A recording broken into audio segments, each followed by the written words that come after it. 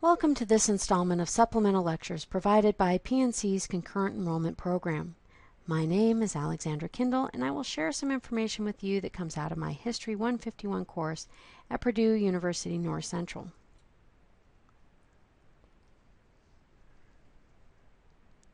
Joseph Conrad published these words in 1899, and there are people here in the 20th century that still might agree. Today's lecture is one that demonstrates the lasting impact of colonization while also hinting to the fleeting nature of it.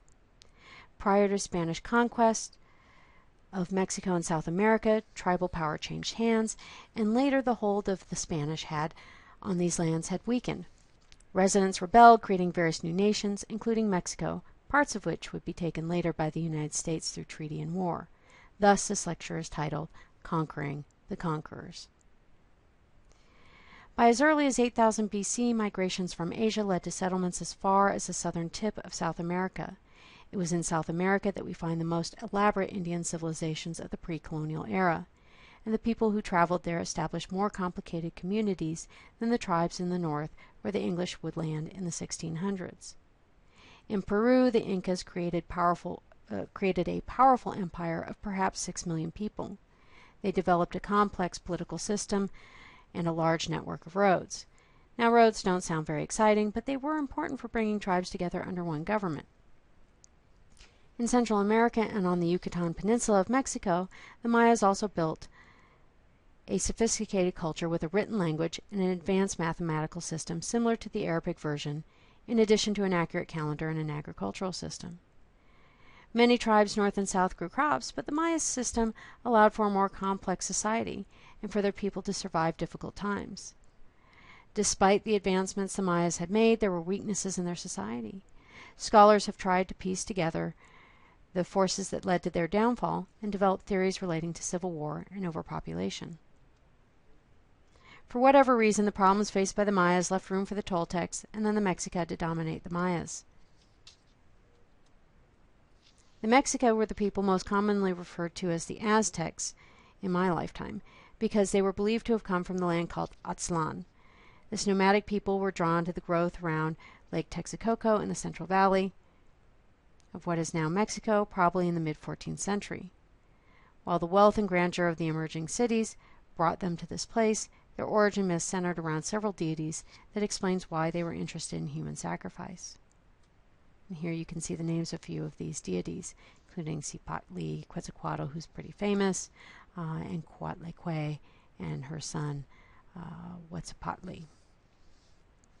Coatlicue, who you see here on the right, wore a necklace of human hearts, hands, and skulls to augment her beautiful head of intertwined snakes. And here you can compare a more modern depiction with an older depiction. She desired human sacrifices and eventually gave birth to the Aztecs' guiding deity, the god of war, Huitzipatli. Her act of creation was perpetuated by her son, Huitzipatli, who required also sacrifices, but in this case to renew the earth.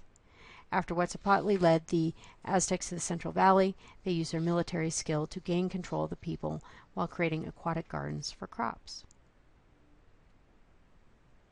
By 1325, they had built Tenochtitlan in the middle of Lake Texcoco, pictured earlier, and continued from there to conquer other city-states in the region.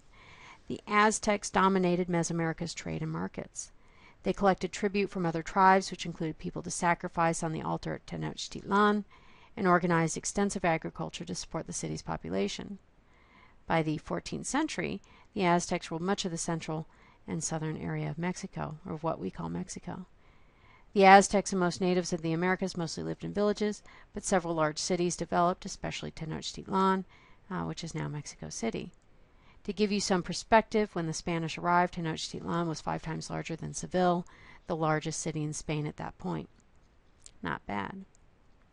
The picture on the left here is a modern depiction of sacrifices done on the Great Pyramid, but the other picture gives testimony to the reality of human sacrifice. In 2007, the remains of a boy sacrificed to Huitzipatli on the Great Pyramid in Tenochtitlan were found. I think it was in the process of some construction. What's important to keep in mind before we move on is that both the Aztecs and the Incans were at the height of imperial expansion when the Spanish finally arrived to these parts. While the indigenous peoples of the American continent were developing these complex societies, Europe was in or just coming out of the Dark Ages. By the 15th century, Europe had become a part of a larger world context that historians often refer to as the Atlantic world, because the new commercial life of Europe was dependent on the connections made by sea. The ocean and seafaring technology developed to this point allowed Europeans to acquire all kinds of things unavailable at home: spices, gold, fabric, and of course slaves. Map making, charting winds, and charting stars, and numerous other skills made it possible for mariners to go beyond their localities. During this time, the Chinese and the Portuguese royalty supported mariners who started exploring trade routes by sea and expand and promote their kingdoms. The sailors directed their ships to Asia, India, the Persian Gulf, and different parts of Africa. Here you can see in the background a depiction of a Chinese ship, this one under the command of Zheng He, which is estimated to be about 400 feet in length. You can see that they were well advanced in shipbuilding as well as navigation by the early 15th century. In the foreground is Columbus's Santa Maria at about 85 feet, just to give you some perspective. Some of the differences in size, however, has to do with climate in which these ships were sailing, the Pacific being a lot warmer, and that would allow for a larger ship. I mention all of this for several reasons. First, because American historians often focus on Christopher Columbus because of his role in running aground in what would become the Americas. But he was not the first sailor nor the only important one. In the 15th century, the Chinese had the world's largest navy. Second, because I want you to keep in mind that the Atlantic world was a known place, important to commerce and trade, and helped to create impressive seafaring empires. Sailing and discovery were not afterthoughts. I was in a boat and I found stuff, but they were important activities in building grand nation states. Thus, much of Europe's period of exploration, the kings, queens, and their subjects looked to the east, not the west, in order to find new valuable products. And conditions in Europe were changing. The population had declined during the 14th century due to the bubonic plague or Black Death, but by the 15th century the population had rebounded. A merchant class became important and met the rising demand for consumer goods from abroad. While advances in navigation and shipbuilding furthered the distances that mariners could travel, there was also an important change in the governments of several European nations that fostered exploration. But what's really important to understand is that exploration was important and continued beyond Columbus. During the 15th century, strong new monarchs were emerging and were eager to enhance the commercial developments of their nations. In other words, they were able to fund the expenses of ships, crews, and supplies to obtain exotic items. And this was all done by land prior to this, but sea was much easier. Before Columbus, the Portuguese were really the first Europeans to finance explorers, to find new routes, and go beyond the bounds of the known seas. These are names you should know: Prince Henry the Navigator, Diaz, Vasco da Gama. These were all important Portuguese explorers who charted new courses in the 15th century. But for our purposes, we must look at Christopher Columbus, an Italian mariner. Columbus had learned his skills in the service of the Portuguese. The men that I just mentioned sought out routes to Asia by going east, while Columbus believed that there must be a western route. There were just a few flaws in his thinking.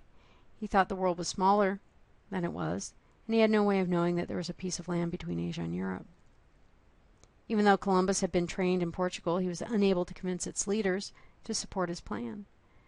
Fortunately for him, Spain's two most powerful regional leaders, Ferdinand of Aragon and Isabella of Castile, married and had produced Europe's strongest monarchy. This worked out for both Columbus, who needed funding, and Spain's new royalty, who wanted to show the glory of their empire.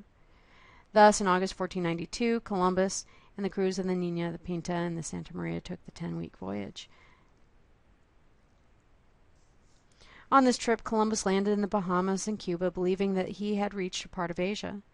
It wasn't until his third voyage, however, that he found the mainland of the continent and realized he had not found the place for which he had been searching. Yet, despite realizing he failed, Columbus had ushered in Spain's maritime preeminence, replacing Portugal as the foremost seafaring nation. In 1513, the Spaniard Vasco de Balboa fought his way across the Isthmus of Panama and became the first European to see the ocean separating the Americas and Asia.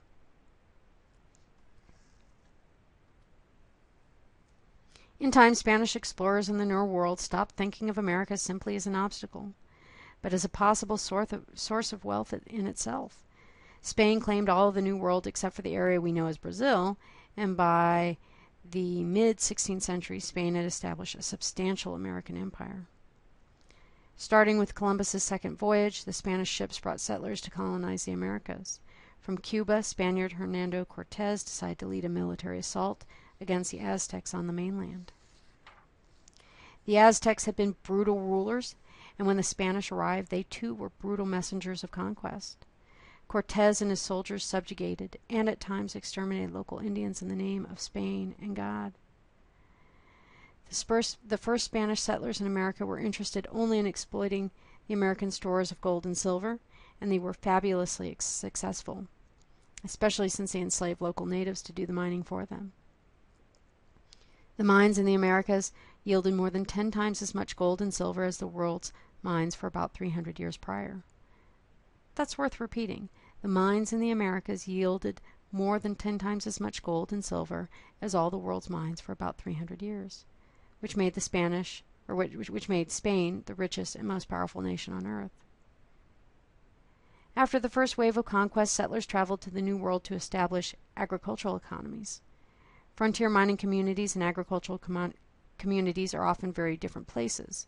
Agricultural communities require diverse labor and often lead to more settled societies, very good for claiming territory, especially against other European nations. Because of this, priests accompanied settlers on all colonizing ventures after the 1540s. These priests had the job of setting up missions for the Spanish settlers and to convert local Indians. This topic will come up again, so please keep in mind how fundamental the Catholic Church was in creating Spanish settlements. Most of the early Spanish colonies were in South America and around Mexico City, or Tenochtitlan, but there were some settlements that we could call the northern outposts. Of course, there was St. Augustine, established in Florida in 1565. This was the first permanent European settlement in North America. Yet it was really more of a military outpost. But in 1598, Don Juan de Oñate helped to settle the southwest, leading to the town of Santa Fe in 1649. Oñate started with 500 Spanish and claimed a piece of land owned by the pueblo in what is now New Mexico. As a way to settle the colony, Oñate offered encomiendas, or large land grants to willing Spanish settlers. And for those who weren't so willing, the encomiendas helped make some willing. Some Spaniards came to the New World bringing families or mixing with local Indians. The Spanish made their claims to the New World, but they would not be alone for long. So the actions of the Spanish in these years had a lasting impact for the English and the Americans, who became the neighbors of the Spanish and later the Mexicans. Beyond just the diplomatic and political impact, there was also environmental aspects to contact. Historians refer to the exchange of plants, animals, and diseases as the Columbian Exchange. What is important to see here is that the exchange was a two-way street. This chart provides some specifics about the exchanges made as Europeans traveled the world, bringing and taking knowingly and sometimes not so knowingly plants, animals, and organisms that would change the world. And then you can see on the left in the Old World things like bananas, but things on the right like maize or cotton. Old World, bubonic plague. New World, lovely things like syphilis and yellow fever. So hopefully now you have a good perspective on the importance of the events that occurred prior to English colonization. When the English arrived, they found Indian tribes, some hostile, some not. They had expected to find something more like what the Spanish had found, civilizations filled with gold and storehouses of food, but did not find either. So when the English arrived, they had to find their own way, making colonies alongside the European nations also interested in building empires, the Spanish, the French, and the Dutch. Thank you for joining me today. I hope that this information will help you in your studies. We all hope to see you at PNC when you are done with your high school degree.